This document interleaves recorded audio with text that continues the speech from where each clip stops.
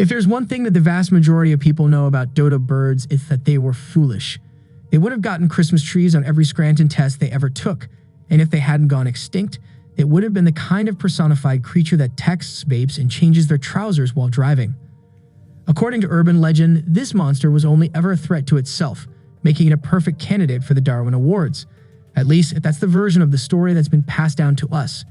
However, it would appear that the tale of the defenseless dodo being hunted to extinction may be a load of doo-doo. Professor of vertebrate paleontology and evolution at Maastricht University in the Netherlands, Leon Claessens, believes that the Dutch sailors who first encountered the dodo in 1598 impacted the extinction of the dodo, but in a way that was less direct than was previously believed. Dodo, I have a sense we're no longer in Mauritius. A feathered fatty has been mistaken as a plump bird because the feathered fatties we've seen were most likely ovirf in captivity. In the thick jungles of Mauritius, the bird would have been significantly slimmer, and as a result, it would not have been as delicious of a feast as one may have anticipated. In addition, regardless of whether or not the birds were fearful of humans, the few hundred sailors would have had a considerably more difficult time catching the birds if they had been in these jungles. Claessens thinks that the rats and other animals that the sailors would have brought ashore were the primary sources of the issue. These creatures would have been able to procreate rapidly in an unconstrained habitat. They would have gorged themselves on dodo eggs while outcompeting them for food, resulting in a double extinction.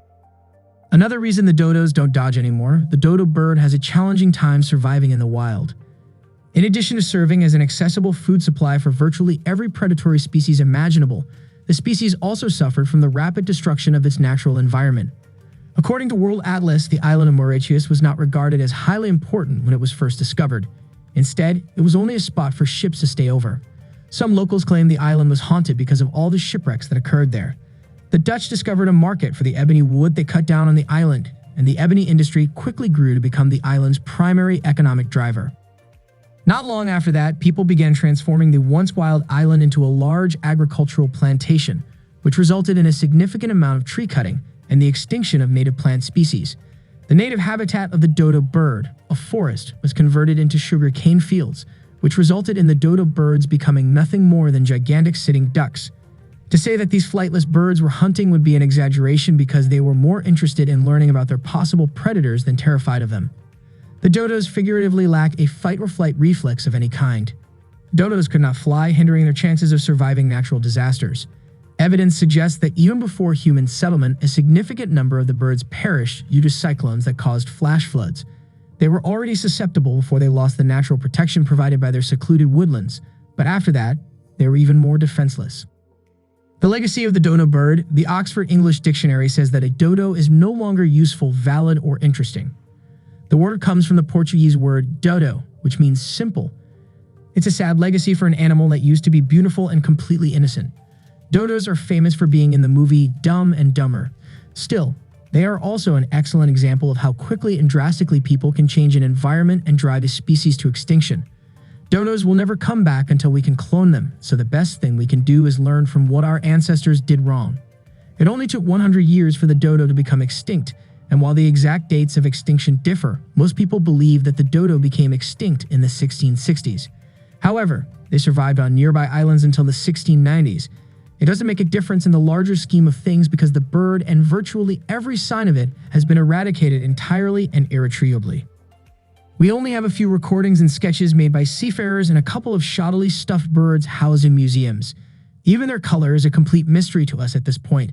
Although most paintings from the historical period depict dodos with white feathers, first-hand accounts describe the dodo's plumage as being gray to black. Even the fact that they had kneecaps weren't uncovered until 2014 when a 3D scan was performed on the skeleton of the last one found. It is anticipated that 25% of all bird species will have become extinct in the wild in another 100 years. If we cannot take significant actions to clean up our act, this number could rise even higher. In that case, we'll be the ones who went the way of the dodo. 5 facts about the dodo bird. Number 1. Appearance that is not typical. The dodo, a flightless bird native to the island of Mauritius in the Indian Ocean, is descended from pigeons that originated in Asia. They had a massive head, a large bill with a hooked tip, and short legs weighing approximately 50 pounds. In particular, their wings were not long enough and their pectoral muscles were not robust enough for them to be able to fly. This is likely a consequence of evolutionary biology. Because dodos did not require the capacity to fly to avoid being eaten by predators, They could adapt by becoming more extensive and losing their ability to fly. Penguins and ostriches are two examples of birds that used to be able to fly but have now lost that ability due to natural selection. Number 2. Extinction. The dodo had all the food it needed to live and grow for a long time and never had to worry about being hurt. That is until the Dutch came and set up a settlement. Contrary to what most people think, settlers didn't like the taste of the dodo bird, and the dodo population didn't go down because the birds were eaten. The animals the settlers brought, like rats, monkeys, dogs, sheep, and pigs, killed off almost all of the dodos. These animals destroyed nests and ate the eggs while humans damaged the forests that the dodos lived in. Most people agree that it died out in 1662, but in 2013, researchers said it could have happened as late as 1690. Number 3. Scientists might try to bring them back.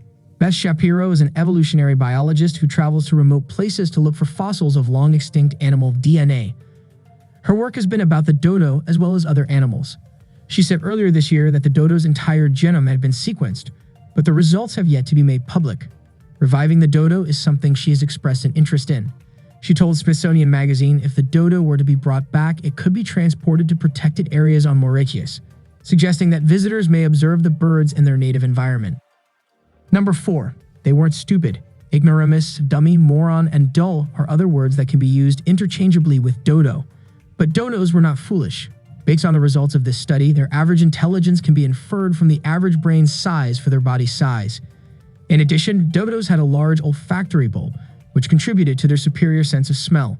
Because they usually rely on their vision, birds rarely do something like this. Number 5. Reproduction. Based on testimonies from witnesses, it has been hypothesized that a female dodo would only lay one egg at a time, despite the fact that many other species of birds will lay more than one egg at a time. They couldn't fly, so they built their nests on the ground and covered them with grass.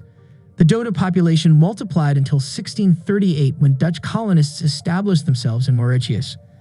The dodo population was never able to rebound from introducing people into the region, which resulted in the species' eventual extinction. So that's all for today's video. If you like this video, click the like and the bell buttons. We'll have another video for you soon. Take care until then.